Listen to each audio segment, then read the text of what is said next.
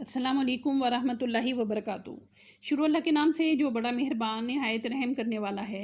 आज हमने फ़हम आयतुल कुरान हासिल करने के लिए सूरह यूसुफ़ की आयत 43 से 49 का इंतखाब किया है। इन आयत में हम मिस्र के बादशाह के ख्वाब और हज़रत यूसुफ़ अलैहिस्सलाम की बताई गई ताबीर के बारे में पढ़ेंगे इंशाअल्लाह।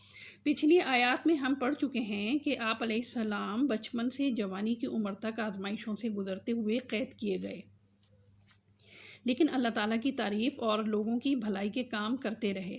अल्लाह सुब्हानहू तआला ने भी आप अलैहिस्सलाम को अकेला ना छोड़ा। इन्हें इल्म व दानिश से नवाजा, इन्हें ख्वाबों की ताबीर सिखाई, ऐसे खूबसूरत औसाफ़ हमीदा से नवाजा कि जो बात करता गर्विदा हो जाता। शक्ल व सूरत के साथ साथ सीरत भी बेमिसाल अता फरमाई।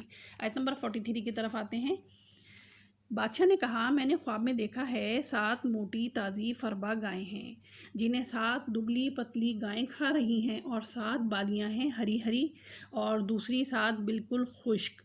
ए दरबारियों, ए मेरे सरदारों, मेरे इस ख्वाब की ताबीर बताओ, अगर तुम ताबीर बता सकते हो। आयत नंबर 44 में उन्होंने जवाब दिया कि ये तो उड़ते उड़ाते परेशान ख्वाब हैं, और ऐसे परेशान ख्वाबों की ताबीर हम नहीं जानते।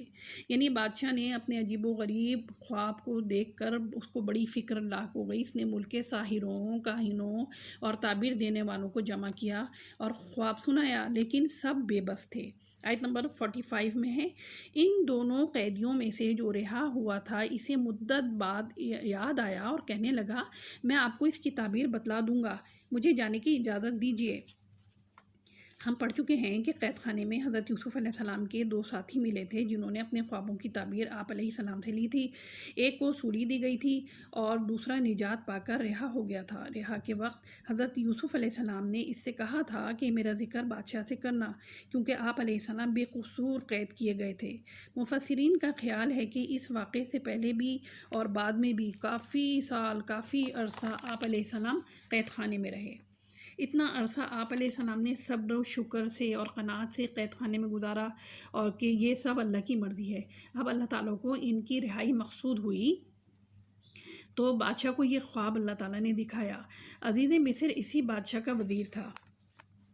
अब बादशाह ने आप अलैहिस्सलाम को किस शान व शौकत से रिहाई दी।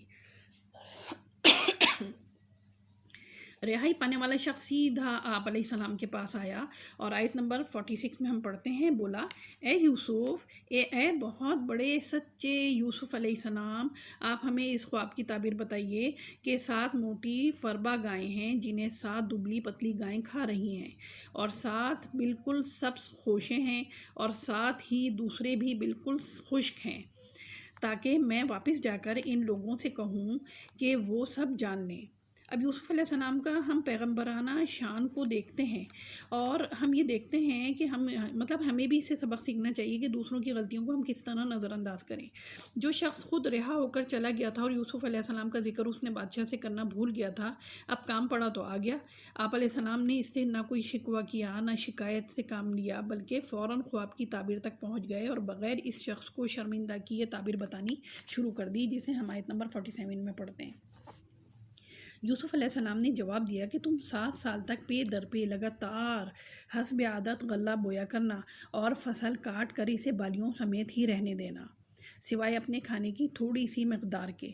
आयत 48 में है, इसके बाद 7 साल नहायत कहत के आएंगे, वो इस गल्ले को खा जाएंगे जो तुमने इनके लिए ज़ख़ीरा रख छोड़ा था, सिवाय इस थोड़े से के जो तुम रोक रखते थे, यानी जो तुम रोक रखते हो। ये यानी हज़रत यूसुफ़ अलैहिस्सलाम ने अल्लाह ताला ने जो उन्हें इल्म दिया था, इसकी रोशनी में बता दिया कि 7 मोटी गायें और से मुराद ऐसे 7 साल हैं जब खूब पैदावार होगी, और 7 पतली गायें यानी कि खुश्क साली के 7 साल आएंगे, और सब खोशे 7 यानी ज़मीन खूब पैदावार देगी, और 7 खोशे यानी कि जो खुश्क थे इससे ज़मीन की यानी कि बंजरपन का अंदाज़ा हो रहा है कि कहत साली आएगी वगैरह वगैरह। और پھر تدبیر بھی بتا دی یوسف علیہ السلام نے کہ 7 سال خوب کاشتکاری کرو، جو غلہ خوب تیار کر لو، کس طرح اس کو محفوظ کرنا تاکہ قحط کے دنوں میں مشکل نہ ہو اور وہ کام آئے۔ آیت نمبر 49 میں کہتے ہیں اس کے بعد جو سال آئے گا اس میں لوگوں پر خوب بارش اللہ تعالیٰ برسائے گا اور اس میں شیرہ انگور بھی نچوڑیں گے۔ یعنی کہ انہوں نے بتا دیا کہ جو اب یہ جو 15واں سال ہے نا، اس میں یعنی کہ انگور خوب اللہ تعالیٰ یعنی اتنا فراوانی کرے گا کہ انگور سے خوب رس نچوڑیں گے، زیتون سے تیل وغیرہ بھی حاصل کریں گے وغیرہ وغیرہ۔ یعنی بادشاہ نے جو خواب دیکھا تھا تو اس کی تعبیر حضرت یوسف علیہ السلام نے بتائی کہ 7 سال خوب خوشحالی اور فراوانی کے ہوں گے، اس کے بعد 7 سال قحط کے ہوں گے، اور بتا دیا یعنی کہ ہم بادشاہ نے جو خواب دیکھا تھا وہ 7 اور جمع 7 کے اوپر محیط تھا، لیکن ان کی جو پیغمبرانہ شان تھی کہ وحی کی بنیاد پر بشارت دے دی کہ 15واں سال خوب خوب بارشیں ہوں گی اور خوشحالی ہی خوشحالی آ جائے گی۔ غور کریں تو معلوم ہوتا ہے کہ سالوں سال جو قید و بند کی مشقتیں برداشت کرتے رہے، قید میں بھی لوگوں کی فلاح و بہبود کے کام کرتے رہے، اللہ کی شان قیدیوں کو بتاتے رہے، واعظ کرتے رہے، دوسری طرف آزاد لوگ تھے، آزاد تھے، ان کو بھی بادشاہ کے خواب کی سچی تعبیر سنا کر قحط کی بدحالیوں سے بچانا چاہا اور آنے والی خوشحالی کی نوید بھی سنا دی۔ اللہ تعالیٰ سے دعا ہے کہ موجودہ دور کی وبا کرونا کو بھی اللہ تعالیٰ پاک پروردگار ختم کر دے اور دوبارہ سے لوگوں کا کاروبار، روزگار، بیوپار، جو بے روزگار ہوئے ہیں ان کا روزگار اللہ تعالیٰ بحال کر دے، فصلوں کی شادابی، بچوں کی تعلیم، دین اسلام کی اشاعت، حج اور عمرے کی سہولت اور مکہ مکرمہ مدینہ منورہ کی رونقیں دوبارہ سے اللہ تعالیٰ بحال کر دے، زندگی تمام اللہ تعالیٰ کی بتائی ہوئے طریقوں پر رواں دواں ہو جائے، تمام مسلمان مرحومین کی اللہ تعالیٰ مغفرت فرما دے، آمین ثم آمین۔